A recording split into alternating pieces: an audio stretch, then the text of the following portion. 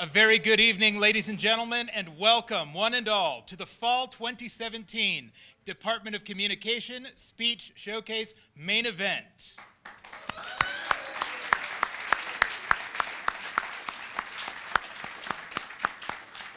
My name is Dr. Alexander Lancaster, and I am the director of our basic courses, Com 1020, 2110, for the Department of Communication here at Weber State University. Tonight, we are all going to be delighted by the 5 finalists in this semester's Speech Showcase competition. We will hear from these speakers speaking on a variety of topics that will inform, that will entertain, and that might even challenge some of our beliefs. This evening, we see rhetoric at its very best. I would like to begin this evening with a couple of quick announcements before acknowledging some very important people who have graced us with their presence tonight. First, if I may kindly ask that all members of the audience do a quick cell phone check to make sure that they are silenced. Please make sure it's absolute silent. We can pick up the vibrations if it's on buzz. If you have any other electronic devices, we would ask that you kindly shut those down as well to ensure that our cameras have an unobstructed view this evening.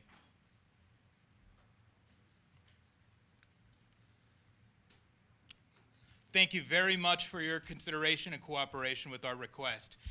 Ladies and gentlemen, tonight's event would not be possible without the tireless support of several individuals who are here this evening, some of whom will be recognized later in the program, but all of whom have made an indelible mark on the Speech Showcase event.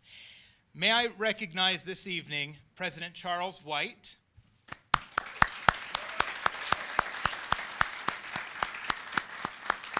may I recognize Provost Madon Minor,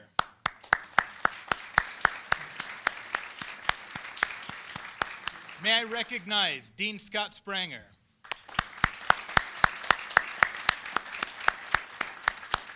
may I recognize Dr. Cherie Josephson, Chair of the Department of Communication.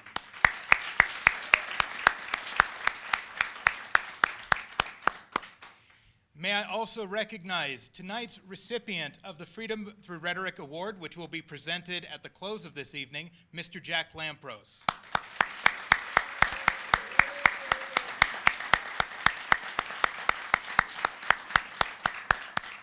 I must also recognize the efforts of several administrative staff, including Ms. Sonia Green, Ms. Sherry Love, Ms. Becky Rose, among others who have served as our selection committee. And those individuals who are here this evening, when you hear your name, will you please rise as a member of the selection committee? Dr. Cherie Josephson.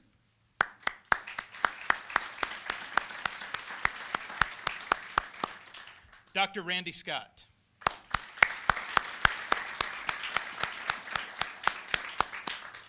Mikkel Barbary-Weil.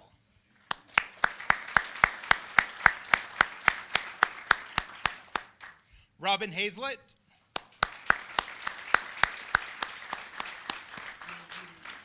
And Carver Nicholas.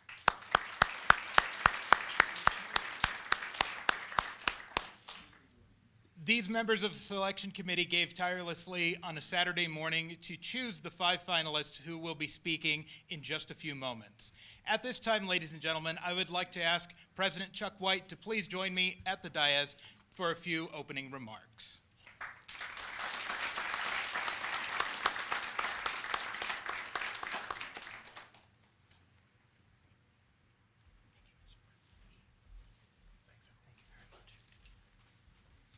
Thank you, Alex, and good evening, everyone. Welcome to Weber State University's Speech Showcase.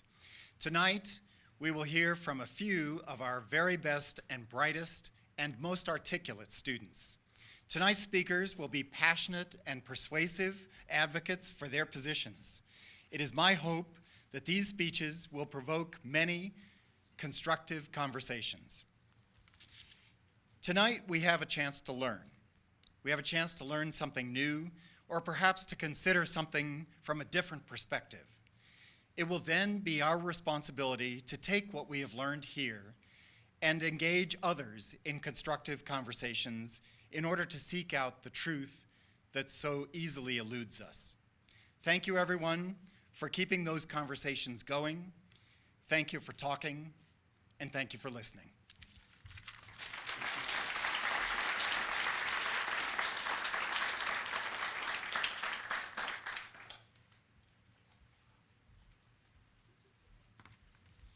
Thank you, President White. At this time, if there are any instructors for the COM 1020 course, our public speaking course, would you please rise that the audience may acknowledge you?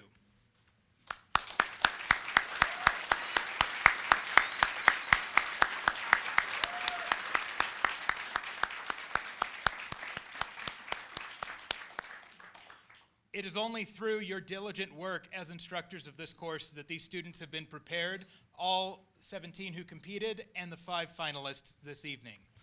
As a brief summary of our speech showcase event, 17 competitors this semester met this previous Saturday morning, and they spoke on a variety of topics. Their speeches were persuasive, informative, and entertaining. Of the 17, our judges, in a very hard process, were able to narrow it down to 5 finalists. We recognize all 17 for their competition and for taking the time to represent their sections of COM 1020. Tonight, I would like to close my remarks before we recognize all competitors by thanking the friends, family, and special others who are joining in this event tonight, as well as the classmates who are here to support our speakers. Ladies and gentlemen, a round of applause for yourselves.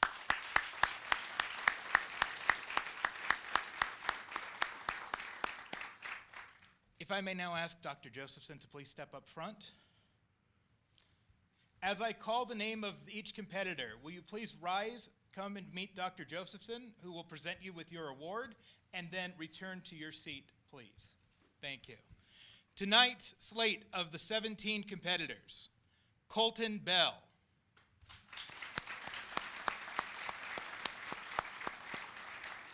Brianna Bodel,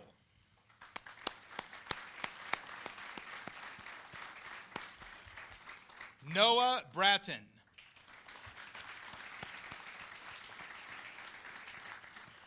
Riley Searley,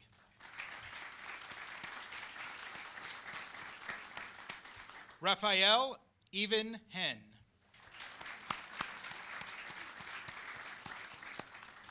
Nick DePrima,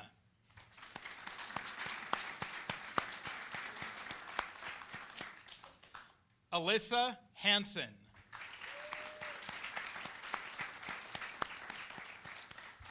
Olivia Hicks,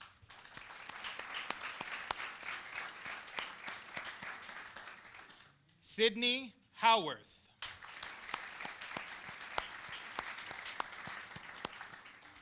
David Christensen,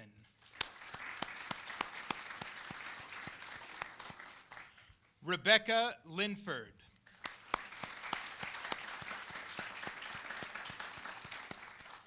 Michaela Martinez,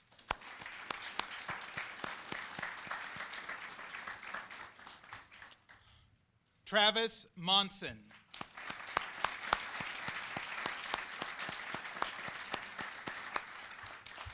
Taylor Monteith,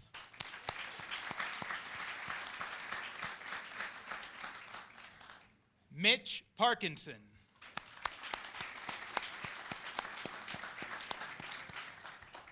and Caitlin Spencer.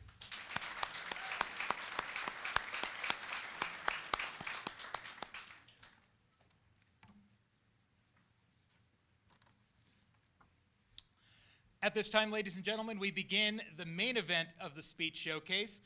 I will ask that each of the competitors be coming up one at a time. When I call your name, you will come to the stage, you will present, and we ask that you would exit back stage left. If you are the 3rd, 4th, and 5th competitor who is speaking this evening, once the 1st and 2nd are done and followed by the 3rd, they will take you to the back where you will receive your lapel microphone, and then you will come up to this side of the stage to receive the other lapel microphone for the room.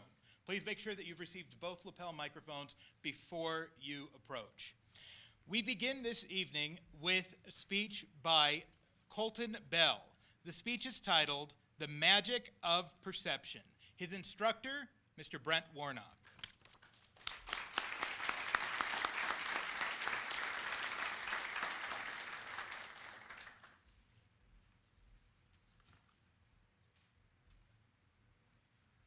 All right, so starting off, Who in here has ever seen a magic trick before? Just go ahead and raise your hands.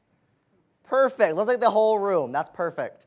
I grew to love magic at a very young age. My father loved magic and actually showed me a show once where there was a magician playing 3-card Monty.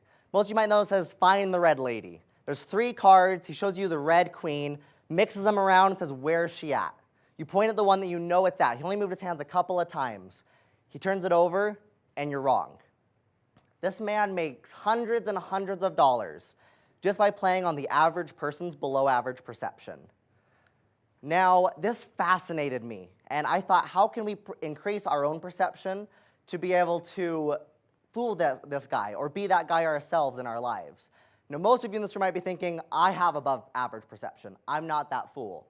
Well, to test that out, I want everyone in this room, most of you should have a phone, go ahead and pull it out in front of you right now. While you're doing that, don't look at it. Close your eyes while you're pulling it out. Everyone close your eyes. There's applications on your phone, and the bottom right application on your phone is probably a very specific one that you put there yourself. Think about what that application is right now on your phone. Think about it. Go ahead and open your phones now and check. Go ahead and just raise your hand if you were correct as you're checking. Okay, about half the room, we're getting a couple. Go ahead and close your eyes again for me. There's a really cool thing on everyone's phone, a clock on the very front. Each of you that just looked past to your application looked at that clock. Can you figure out what time it is exactly without guessing? Think about it. Go ahead and open your phones and check. Who was correct? Just raise your hands again. Quite a few less. One more time, everyone close your eyes. I'm up in front of you right now, and I'm wearing a very specific set of clothing. Can you think about what color my shoes are, my pants, my shirt, my tie, my vest, even my hair? Open your eyes and go ahead and check if you are correct. Now, these things are very, very difficult. It's hard to perceive the world around us confidently and accurately every single day. And even if you did get most of those correct, it might have still been very, very difficult for you because your brain likes to make some jumps and conclusions. There are 3 steps to be able to increase your perception of the world around you. That would be absorbing the information around you, focusing on the important information, and then retaining that information for future use. Now, to absorb information seems pretty straightforward, most of you might think. Scientists say we absorb 95% of the world around us with our 5 senses. 40% of that is just through your eyes. However, you might think, where does this lapse of amount come from? If we're taking in 95%, where's that big decrease where I could trick your mind or make you think something else? That's where focus comes into play. Now, to focus on something, how many people in here think that you're a great multitasker, can focus on multiple things at once? Go ahead and raise your hands for me again.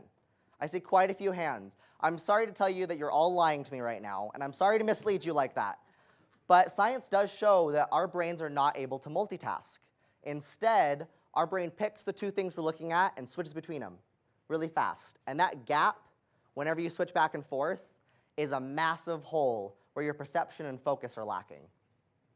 Now, if you can overcome this and focus on those one or 2 things, how do you retain that information? Art Kahn is an amazing psychologist and studier of information retention, and he has a thing called the forgetfulness curve. Now, the forgetfulness curve, 1 hour after you all leave here today, you remember merely 50% of what I've shared with you. And 24 hours later, that number is 70% of information shared is gone. 1 week later, you can remember a measly 10% or less of information shared with you that week long ago. Now, obviously, we can increase these with things such as notes or focusing back on things that night, or even taking a video and watching it later on to refresh your memory. So using those 3 things I just talked to you about, we're going to watch a quick video. We're going to see how good we can all do.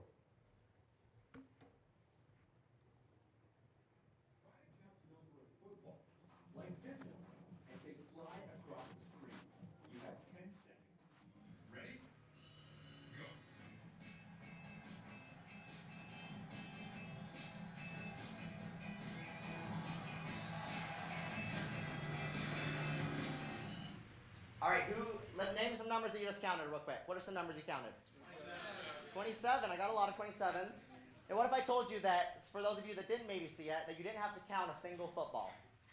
Let's go ahead and watch it one more time. I want you all to focus on the background of the screen, right there on the marquee. Stop counting. There are 27 footballs. Now, this is an amazing option. Even if I did give you those notes about how to increase your perception, if you weren't able to notice and think about that, then you would have missed in the background that there was 27 footballs the whole time. This is an amazing thing that our brains do. Even if I give you the information, some people are still going to miss it. However, if you were able to get that, then congratulations, these 3 things are working. And just to recap those 3 really quick for you, we need to absorb information around us. Even though it's 95% of information, we need to be more aware of what we're taking in and what we're being aware of. That way, we can focus on things easier and without as many of those gaps. To focus on things, we need to realize that we can't go back and forth between 2 things. If we're going to take that time, we need to try to focus on one thing, finish it, and move on to the next. And retaining information. We need to know that if we take notes and focus back on stuff from previously in the day, we're going to have a lot more information remembered than the rest of the time that we did stuff. So, remembering these 3 things, I want everyone in the room to make a deal with me right now. Tomorrow morning when your alarm clock goes off, I want you to spend the next 24 hours focusing on the background of your life. I want you to pick out 5 things that happen in that background that seem insignificant. I want you to focus on them for a moment. Because if you do that, one of those things might be the fact that I was wearing a tie at the start of this presentation. Thank you.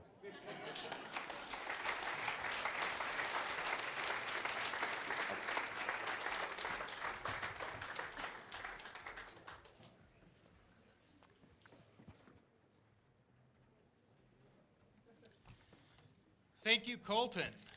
Colton calls Ogden his hometown. He is an organizational communication major, and he is currently a junior here at Weber State University. He hopes to one day run for an executive position in the Student Association before leaving Weber State, and he hopes to pursue a career in student affairs at a university, hopefully right here at Weber State. Thank you again, Colton.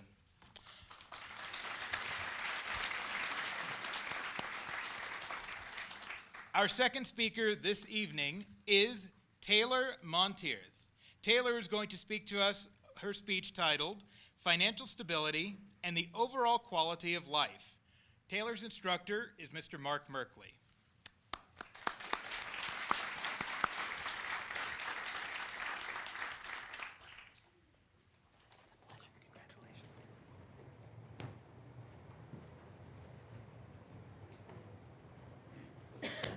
When I was 10 years old, my father took his life.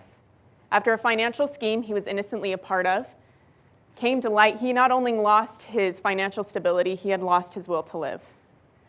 The past 13 years without my father were difficult to say the least, and thank goodness for my loving mother who sacrificed all that she did for me and my 3 other siblings. But those last 13 years without my father, all the times, memories, and moments we would have shared, and the times, memories, and moments he would have shared with his grandchildren whom he's never met, is worth far more than any amount of money he could have possibly have lost. Now, I'm not here to create a sense of pity by any means. Rather, I'm here to help you understand the correlation between financial stability and overall quality of life. Universities around the world have done studies that show in the stock market crash of 2008, we saw an increase of suicide rates to nearly 10% here in America and almost 14% in the European Union. Now, this doesn't just equate for those who have lost money, this also applies to those who don't generate any. The University of Zurich did a study that showed that 1 in every 5 suicides is attributed to unemployment. That means over 45,000 suicides every single year is caused by unemployment. Now, this should cause alarm, knowing that unemployment has been one of the biggest issues here in America for the last decade. But in America, we prioritize our freedom first and foremost.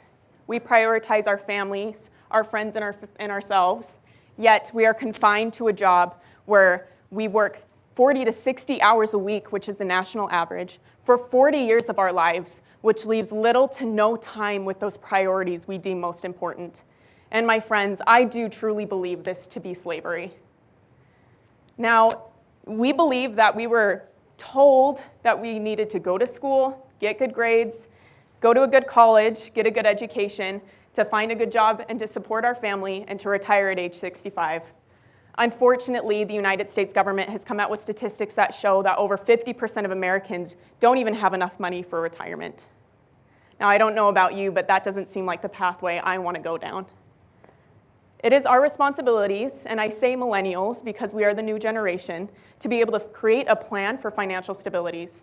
And you might raise your eyebrows saying, Millennials, they're lazy, they're entitled, they're selfish, and you're not necessarily wrong.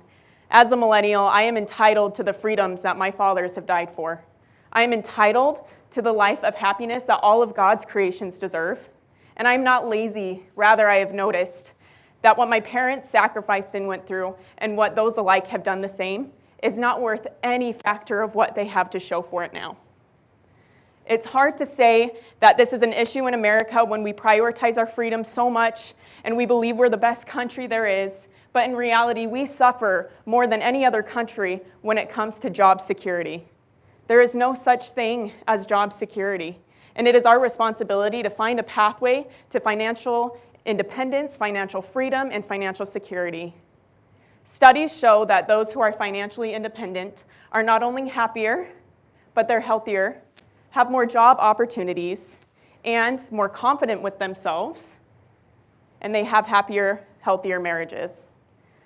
Now, knowing that the divorce rate here in America is skyrocketing to its all-time high of nearly 70%, I choose to find a pathway to financial security and financial stability for my marriage's sake alone, let alone for my future family and generations to come. We live in a world that is blessed with technology that is blooming every second of every day. I am so grateful for the fact that I have the opportunity to almost rule the world in the palm of my hands. We have certain technologies and capabilities that our parents could only dream of. Yet we find ourselves complaining about the financial stability and the financial situation that we were left by from our parents and even our country. Well, I'm here to say it is our responsibility to be able to create that pathway of financial security. It's going to be very difficult. We must think outside of the box, but thankfully we do that already. If anything, we are a generation that has thought differently than any other generation before us, and we have the opportunities and capabilities to perform our imaginations and to create things that have never even been before thought about. Now, I know you're thinking, money isn't everything. Money doesn't buy happiness, and I agree. But from statistics alone, it has showed us that being financially secure and financially independent makes everything seem a little bit easier. Now, bad things happen to good people all of the time. My family fell victim to that themselves. And it happens to everyone around us. Everyone is pounded by trials and tribulations from every direction, every single day. And even though money doesn't necessarily solve these issues, I do truly believe it'll create a financial blanket, a security blanket, a way for us to be able to face head-on these problems and feel that we have more control over our lives. Now, being an independent millennial myself, I know that it is our responsibility to find a way to be more capable of thinking outside of the box financially. It's not necessarily the way our parents say we should or our grandparents say we should, but we don't necessarily need a degree to be able to think differently and to perform our imaginations. Do you think Steve Jobs didn't think differently? What about Howard Hughes? It is my responsibility to stand before you today to know that there is a way to financial stability, and it will save your life, just as I believe it could have saved my father's.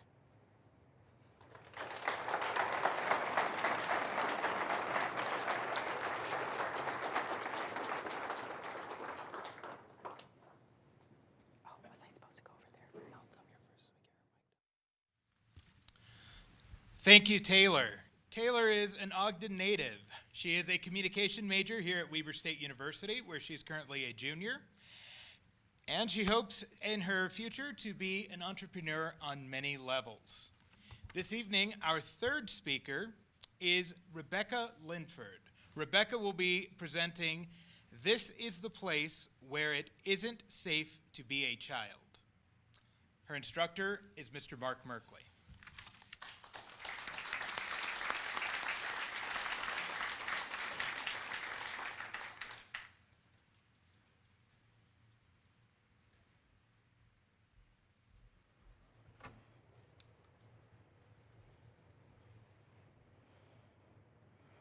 I am a survivor of sexual assault. I'm standing here a grown woman, But when I was being sexually assaulted, I looked a little different. I was sexually assaulted by a family member for the first time when I was 3 years old, and then multiple times again and again until I was 16. My abuser was never incarcerated and never completed a rehabilitation program. My story is an upsetting one, but it isn't unique, especially not in Utah. I grew up in a state where the child sexual assault rate is 3 times the national average and where no one seems to be doing anything about it. The state of Utah currently leads the nation in cases of child sexual assault. According to a report published by Protect Against Child Abuse Utah, an organization dedicated to protecting Utah children, nearly 10,000 cases of child sexual assault were reported to Child Protective Services last year. 63,000 cases were reported nationally, which means that Utah alone was responsible for 15% of all reported cases. According to Darkness to Light, another child protective agency, 1 in 10 children nationally will experience sexual assault. However, in Utah, 1 in 4 children will be sexually assaulted before adulthood, which means that Utah children are more than twice as likely to be sexually assaulted than children anywhere else in the nation. Now, it's important to remember when we are talking about child sexual assault, who we are actually talking about. These are not sex-crazed teenagers. These are small children who deserve protection and who deserve justice. 38% of all Utah victims are under the age of 5, which means that they are being sexually assaulted before they even enter kindergarten.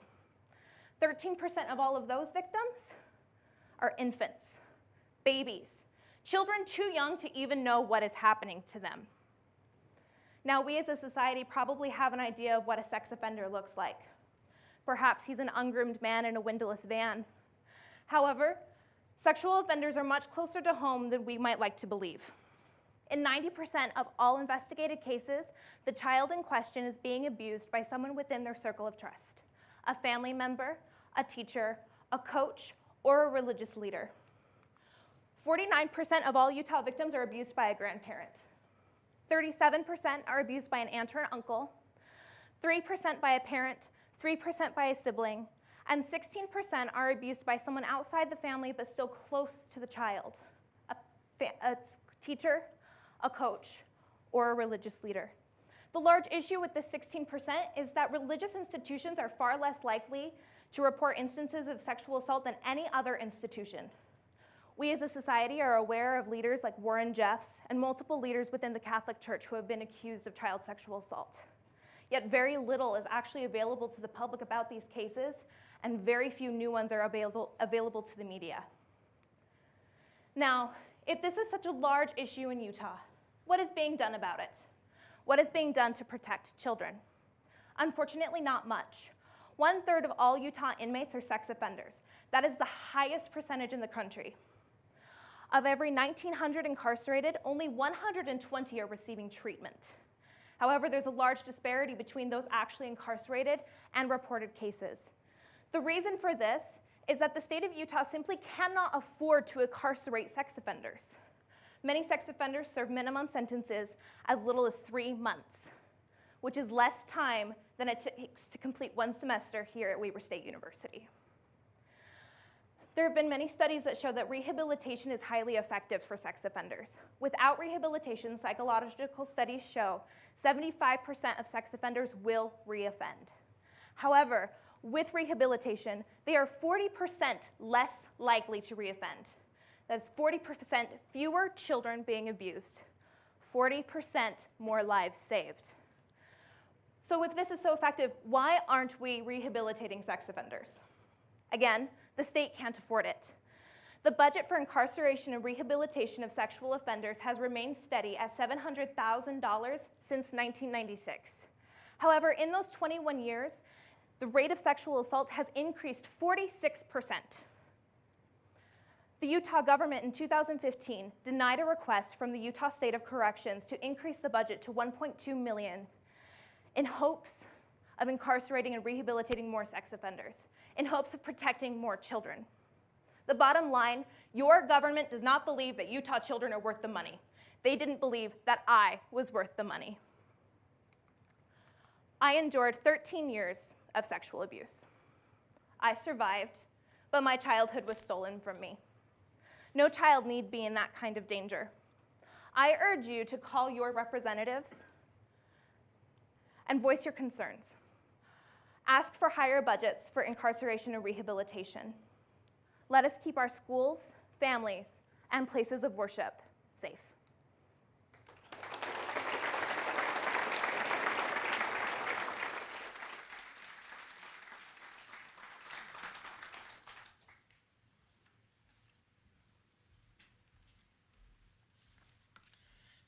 Thank you, Rebecca. Rebecca is also an Ogden native and graduated from Ogden High School. She is a junior here at Weber State University, studying zoology, and is in our pre-med program. She hopes to go to medical school and specialize in pediatrics. Our fourth speaker this evening is Noah Bratton. He will speak on the speech, college campuses, and the threat to freedom of speech. His instructor is Mr. Carl Haas.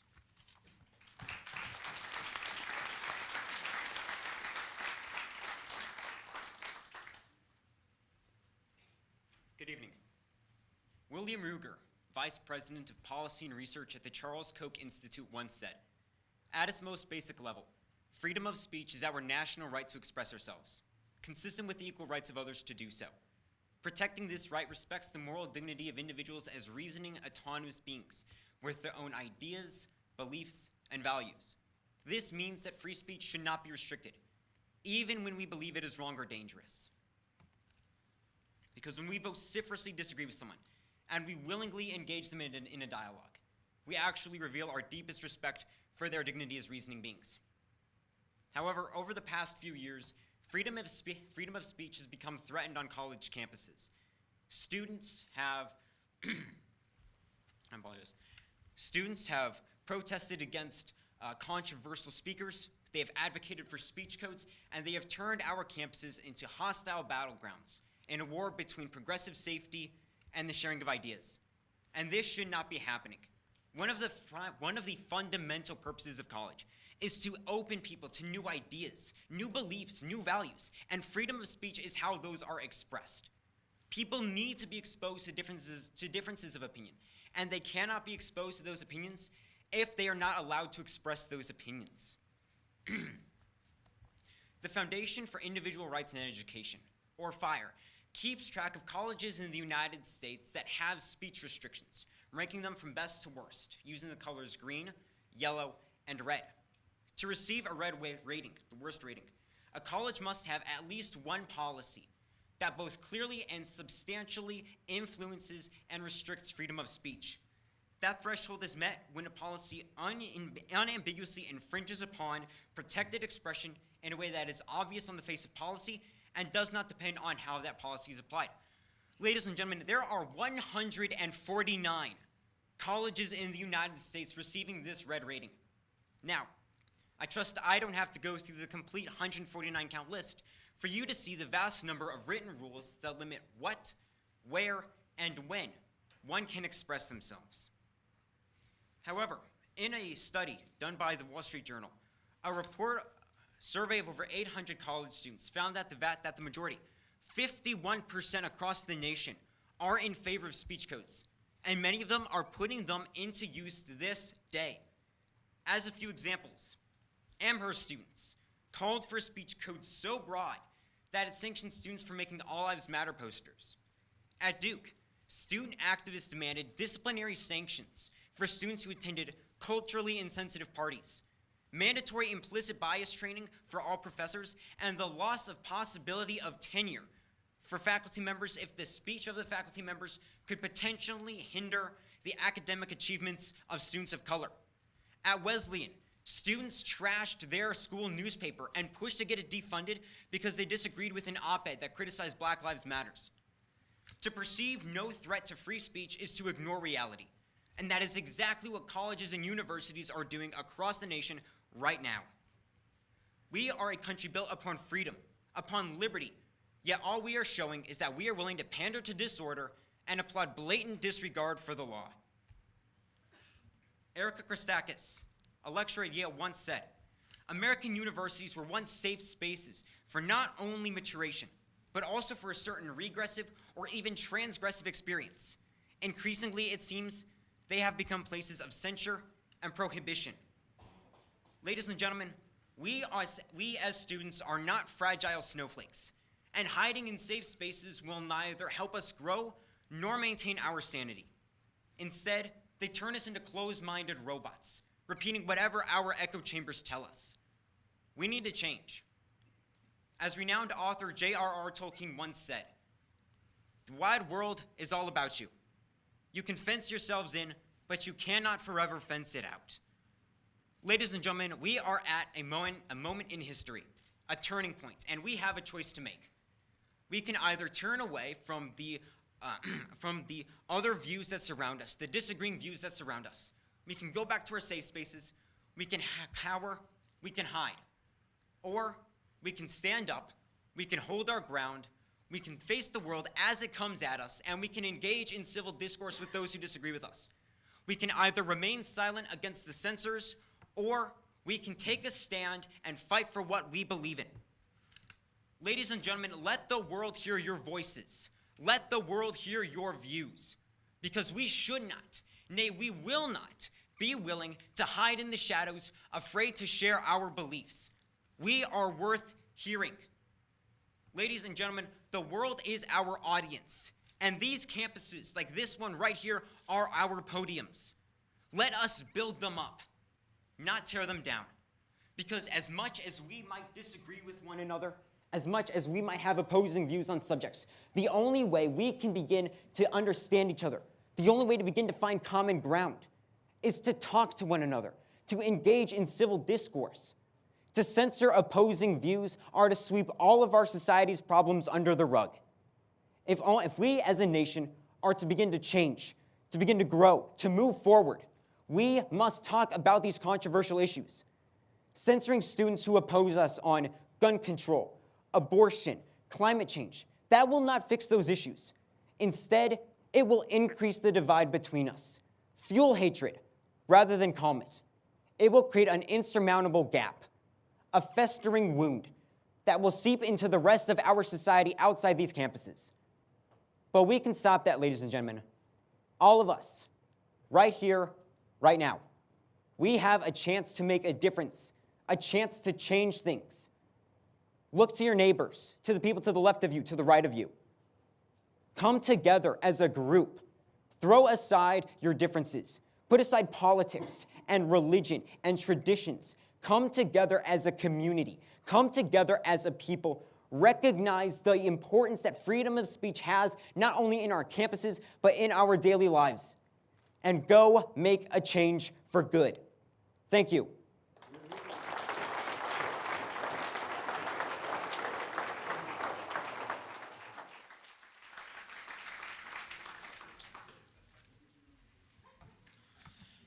Thank you, Noah.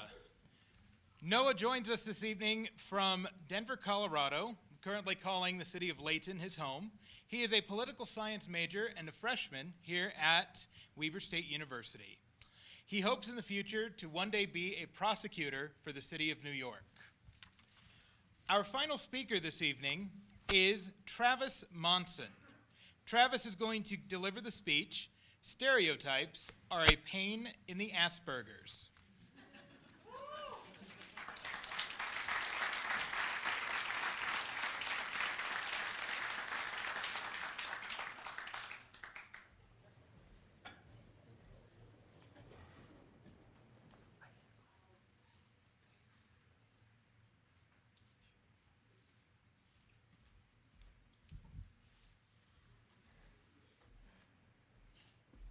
My professor told me you should never start your talk with a graph.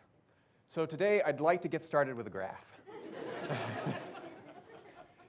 In 2014, Taylor and Malik did a study where they found that the employment rate for individuals on the autism spectrum is only 9%.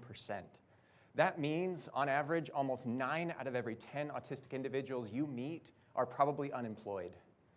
The CDC estimates that there are 4.8 million autistic individuals living in the US, so less than 500,000 of those people actually have jobs. I think that number could be a lot higher if we start changing the way we think about autism. And we're going to start with me. You see, I am autistic. I was diagnosed with Asperger's syndrome when I was 12 years old, and at the time, I remember sitting in the therapist's office with my parents while the good doctor just took a few minutes to explain the particulars of my diagnosis. You know, he talked about sensory issues and poor social skills and anxiety and depression and on and on and on and on. And eventually I just stopped listening. But I do remember one thing.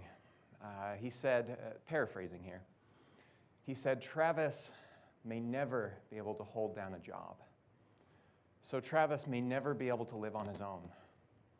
And Travis may never have long-lasting, fulfilling relationships. That was his proclamation for 12-year-old me. And I believed him, at least for a while. Fast forward 10 years, and I'm proud to say I'm married to the most beautiful girl in the world. I'm in college now, obviously. I've published my first book, and I have a full-time job where I get the amazing opportunity to work with and help individuals who are on the spectrum just like me. So here's the question of the day. How the heck does that happen? An excellent question. Allow me to explain. So in psychology, there's something called the Pygmalion effect, which is just a fancy term for a rather simple concept. Our expectations of others, be they good or bad, will have an impact on their behavior. The guy who discovered it, Dr. Robert Rosenthal, did a study where he found that when you take a bunch of random students and then you go tell their teacher that they are special and exceptional, then you come back a year later and you test them, lo and behold, those random students will have huge increases in their scores compared to their peers. Believing they were special made it so. But the inverse of that is also true, and that's what happened to me. You see, growing up, I was what many would have considered a parent's worst nightmare. I was headstrong and defiant in the most extreme way imaginable. Nearly every day was punctuated by some kind of disagreement with my parents, where a window gets broken, the police get called. Eventually, I grab my backpack and I run away. Then, when I wasn't melting down like that, I was severely depressed, often to the point of being suicidal. I was sleeping 16 hours a day, playing nonstop video games, and failing in school.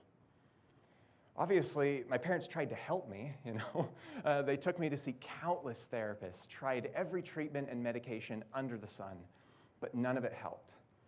So finally, when I was 16, things got so bad that they put me into a residential treatment center for at-risk adolescents, where I lived for an entire year. But in the end, that failed too. But why? Why did everything fall short?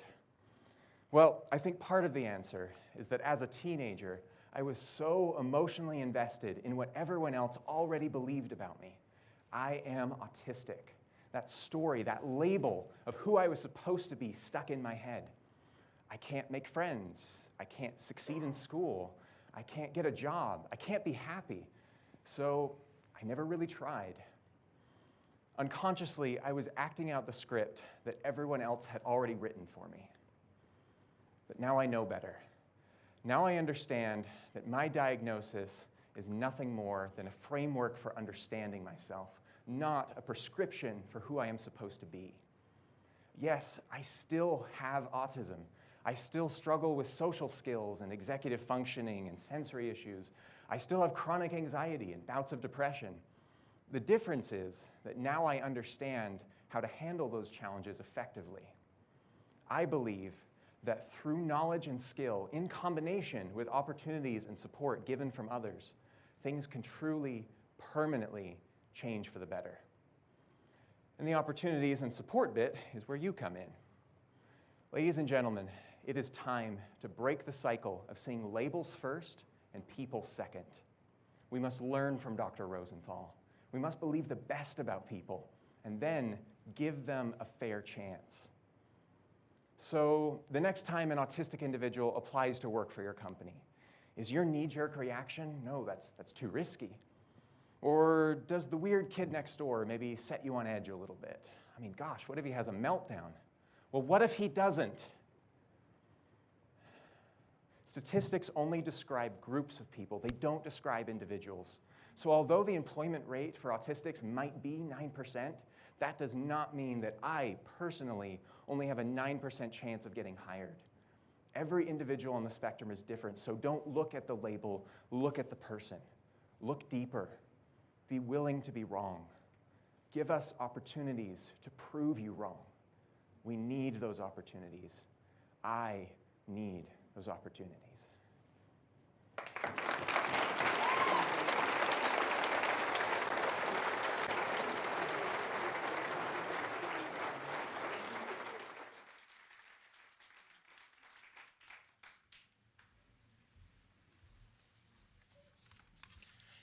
Thank you, Travis.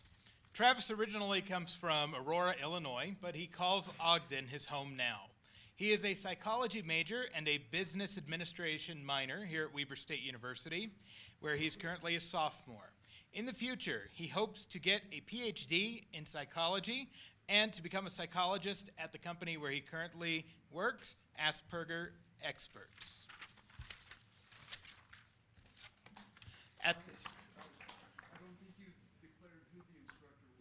His instructor is Mr. David Berg.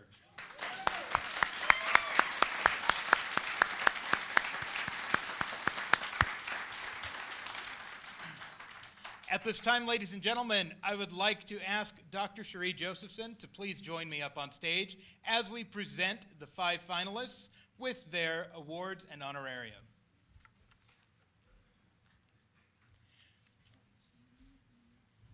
Pardon? Not yet. Not yet. Speakers, when I call your name, if you will please approach the stage to meet Dr. Josephson, who will present you with your award. Yes. Colton Bell.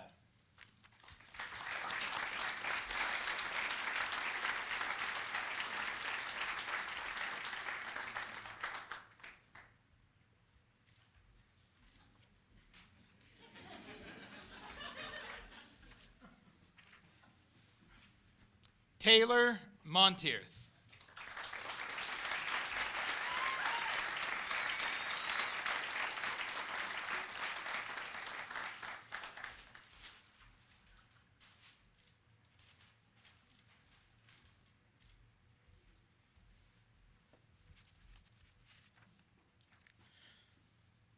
Rebecca Linford.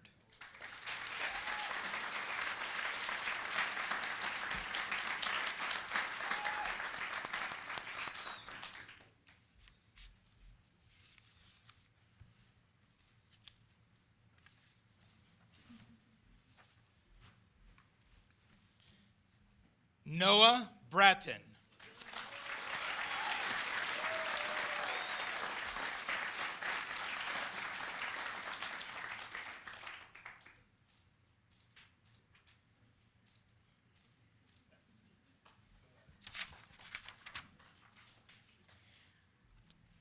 And Travis Monson.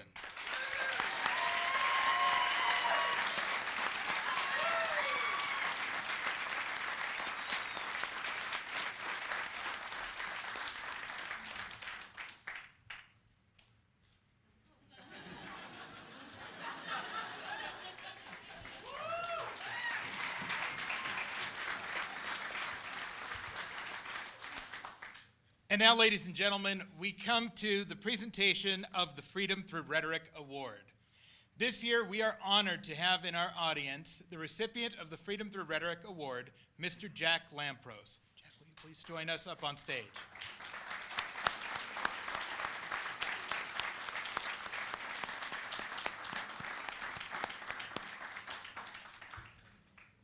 Mr. Lampros has touched the lives of several individuals through speech, through his masterful use of rhetoric, and we at the Department of Communication are grateful to all he has done for this university, for this department, and we therefore present to him this evening, Dr. Josephson, the Weber State University Department of Communication Freedom Through Rhetoric Award.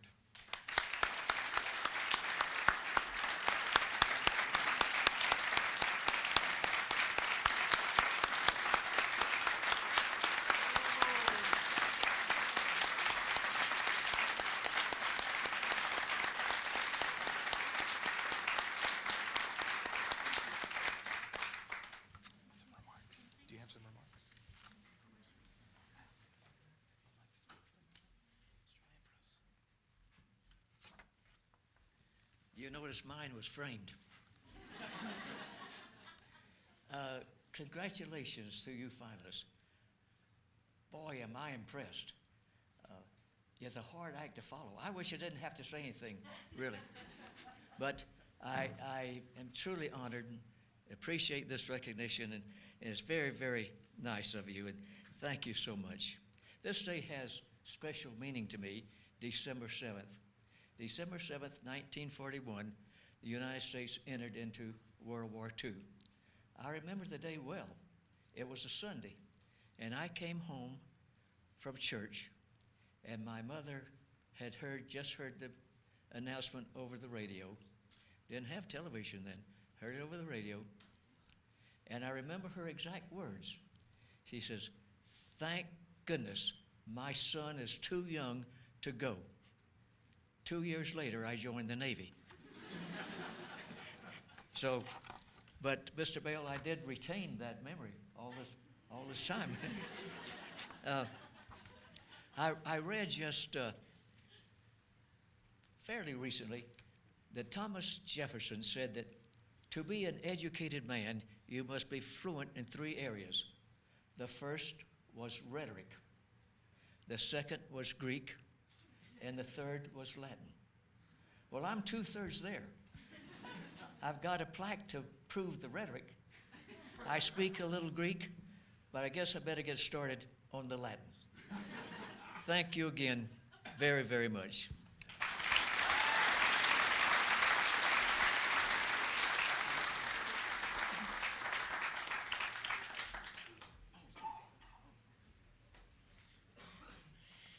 Once again, ladies and gentlemen, I'd like to thank everyone in the audience tonight for your presence and for your support of these amazing speakers. To the 17 competitors and to the 5 finalists, congratulations and a job very well done.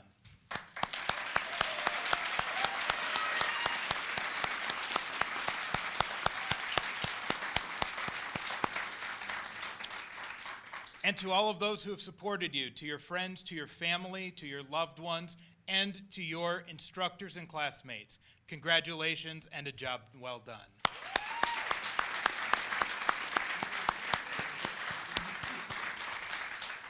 As has become the tradition to end the speech showcase, we invite Mr. Jack Lampros tonight to lead us in the Weber Speaks Anthem. You will find the Weber Speaks Anthem printed on the back of your program. Very shortly, Mr. Lampros is going to state the text that is printed in black on your program. Once he completes a sentence, it is your job as the audience to make sure that everyone in the Wattis building hears us as you reply, "Weber speaks." Should we give it a try? All right, so let's pretend the first line has been said. You would say? Weber speaks. Fantastic. We'll do it a little bit louder. Mr. Lampros, thank you if you'll lead us. I thought maybe I was going to have to spur you on, but seems like you're doing pretty good. All right. When an answer to a problem is needed, Weber speaks. Whenever conflict or justice demand resolution, Weber speaks. Should fear threaten to silence the voice of freedom, Weber speaks. You betcha, thank you.